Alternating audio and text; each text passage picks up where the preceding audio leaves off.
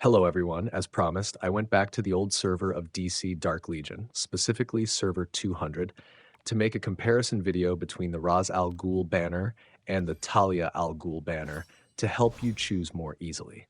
In this video, I'll analyze each banner, each hero in the banner, and share my personal recommendations, but I won't be making the choice for you. Please watch the analysis carefully and think thoroughly before making your decision. Before we start, if you haven't subscribed to my YouTube channel yet, make sure to hit that subscribe button so you won't miss out on more exciting videos. Now, let's get into it. First, I'll talk about Razal Ghoul, but I'll only give a brief analysis to save your time. If you want a more detailed breakdown, you can check out my full Razal Ghoul review video. As you may already know, Razal Ghoul is an assassin from the League of Assassins faction. Like most assassins, he has very high damage, allowing him to eliminate dangerous threats on the enemy team. The drawback is that he's quite easy to take down if not built carefully. However, with Raz Al Ghul, it's actually better for him to take as much damage as possible and ideally get close to defeat, because his damage output increases as his HP gets lower, enabling him to deal massive damage to his target. One advantage is that you can control his target by positioning him in your team, since his first skill makes him jump behind the farthest enemy to attack. This usually means he'll go after ranged units. The downside is that this skill cannot target enemies positioned in the center, so if the opponent's strongest attacker is placed there, it will take him some time to reach that target. Personally, I don't think this is too bad because you can still use him to go after the enemy's healer, which can increase your chances of winning. For example, if you face a Justice League Dark team with Raven on the left, Constantine in the middle, and Zatanna on the right, you can place Raz Al Ghul on the right to target Raven. Even if you place him in the middle, he would only attack the two side enemies and still couldn't hit Constantine directly. Targeting the healer can still be a great option, as long as the opponent's Constantine doesn't have overwhelming damage. Because if he does, once he uses his ultimate, your whole team might get wiped out. Another weakness is that although Raz Al Ghul can resurrect, he can only use his ultimate once after reviving, then immediately leaves the battlefield since he's left with just 1 HP. If the enemy isn't defeated, or if they still have more than one hero alive, this can be a big problem. That's why you need a team strong enough to take down as many enemies as possible before Raz Al Ghul is defeated.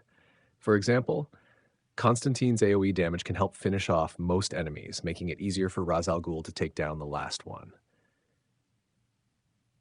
In my opinion, this resurrection mechanic is quite a big downside. Only being able to defeat one enemy after reviving, while also losing HP on his own when still alive, feels like too much of a sacrifice. Sure, he can usually take down at least one opponent before going down, but the risk is definitely high. Next is Talia Al Ghul, who is also an assassin and the daughter of Raz Al Ghul. And of course, she's also part of the League of Assassins faction. Her main advantage is that no matter where you place her, she will always jump behind the enemy in the middle to attack them when using her first skill. This isn't stated in the skill description, but I tested it in the Darkest Timeline, and she consistently targeted the middle enemy. On top of that, she attacks all 3 backline enemies since this is an AoE skill.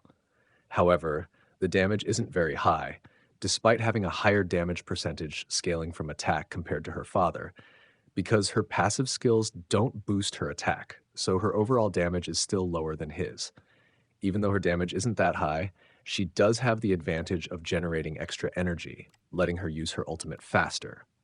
Naturally, her ultimate is also AoE and deals much higher damage, making her a strong option if you need a hero to deal backline AoE damage. She also has a skill that increases her crit rate, giving her a higher chance to crit compared to other assassins, which is especially useful for an AoE damage dealer. Her main weakness is that she can't finish enemies as quickly as other assassins due to her lower damage output.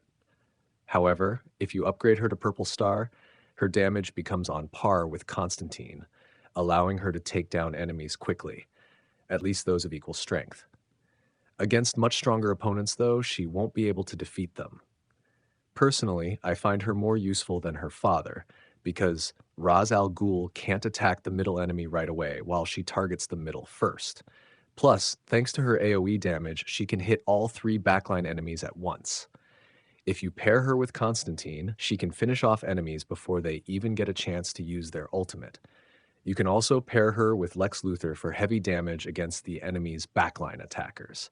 I'll go over these synergy combos in detail in future videos. For now, we're just doing a quick analysis. If I had to choose between these two heroes, I'd go with Talia Al Ghul. But to decide between the two banners, we still have more factors to analyze. So now, let's move on to the banner expiration times. As for the timing, Razal Al Ghul's banner only has 1 day left. So if you need him, make sure to draw quickly because it might be a long time before this banner comes back.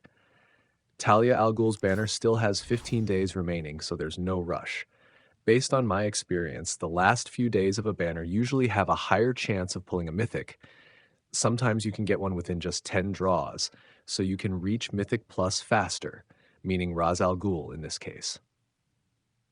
So based on the timing alone, Razal Al Ghul would be the better pick. Next, let's talk about the other heroes in their banners, the mythics that you have a 50% chance of getting. Starting with Razal Al Ghul's banner. When it comes to Krypto, there's nothing much to argue. He's an extremely strong survival support, especially essential if you're running a Superman family team. Even if you're not, he's still useful. I'm currently using him in my Justice League Dark team because he's not yet strong enough to support my Supergirl. Still, he performs well in both PvP and PvE. Whenever I face opponents with Deathstroke or other assassins, I usually pair him with Mera and Dr. Fate to keep Constantine alive. If the opponent doesn't have an assassin, I swap in Raven and Superman instead of Krypto and Mera. Sometimes I even use Joker instead of Dr. Fate when facing a very defensive team. As for Cyborg, he's also a strong and very useful hero for physical damage dealers. And of course, he works great with Razal Al Ghul. The reason is simple. He increases the amount of physical damage enemies take, so any physical DPS in your team benefits from him. The last one is Robin, who unfortunately isn't as strong anymore since there are many better assassins available now to replace him. Now for Talia Al Ghul's banner. All three heroes here are just average in my opinion. Bane, as I've mentioned in previous videos, only really offers good survivability, but doesn't provide much support for teammates. Batgirl boosts crit, but the crit rate increase is quite small, so she's only really useful for heroes who already have high crit, like Talia or Nightwing, to help them get close to 100% crit chance. She's also not very common in most teams. Next is Harley Quinn. She's good in the early game, but later on, as stronger heroes become available, she's no longer a popular choice. That said, I still find her quite strong with good damage and survivability. Based on these heroes, I personally think Razal Al Ghul's banner is better, mainly because I'm running both Superman Family and Justice League Dark, and both teams can benefit from Razal Al Ghul and Krypto. However, if you prefer Talia for her AoE damage that fits your team, then you should focus on her right now, or save up and wait until the last days of her banner to use Anvil Draw and get as many copies as possible. For new players, I think aiming for 2 purple stars is best.